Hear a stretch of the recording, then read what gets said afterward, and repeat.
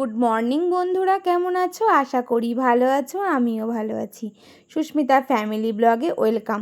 তো চলো, আজ সারাদিন কি কাজ করব অবশ্যই তোমাদের সঙ্গে শেয়ার করব। প্লিজ তোমরা সাথে থেকো, পাশে থেকো। সকাল সকাল সমস্ত কাজ সেরে কিন্তু রেডি হয়ে গেছে। এখন ঘড়ির কাঁটায় 8:45 বাজে। আজ আমার 8টার সময় ডাক্তার দেখানো যাওয়ার টাইম। তো আজই আমার লাস্ট চেক আপ। এরপরে বলে দেবে আমাকে কবে আমার ডেলিভারির ডেট। তো আজ দেখি যাই, তারপরে গিয়ে বলে দেবে।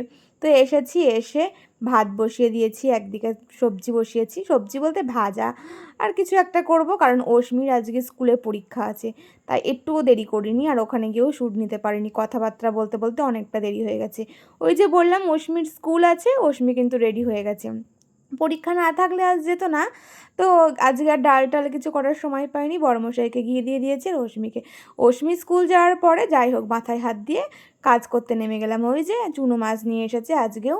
তো আগের দিন চুনো মাছটা ফেসবুকে দিয়েছি, দিয়ে দেওয়ার পর সবাই মিলে একটা রেসিপি বলেছে, করেছিলাম। আজ আমার মন মতন একটা রেসিপি করেছি, আলু দিয়ে, বেগুন দিয়ে, পেঁয়াজ দিয়ে, চুনো মাছ ঝাল দিয়ে। আহা কি দারুণ হয়েছিল খেতে, কি বলবো, অসাধারণ হয়েছিল। তা আমার তো খুব ভালো লাগে এরকম করে চুনো মাছ খেলে, আর এর সাথে পাতলা করে মুসুর ডাল। তারপরে এদিকে অশ্মি পরীক্ষা দিয়ে নিয়ে চলে এসেছে, আর একটু মাছ ছিল যেটা, সেই মাছটাই করেছি, আর এখানে ওল সিদ্ধ দিয়েছি। আর সেরকম কিছু করিনি। তো এদিকে খাওয়া দাওয়া করে একটু ঘুমিয়ে নিয়েছিলাম। ঘুম বলতে একটুখানি ঘুম হয়েছিল, তারপরে উঠে পড়েছিলাম। উঠে এদিকে আমার বড়মশাই দোকানে চলে গেছে, আর আমি অশ্মি চা খেতে বসে পড়েছি।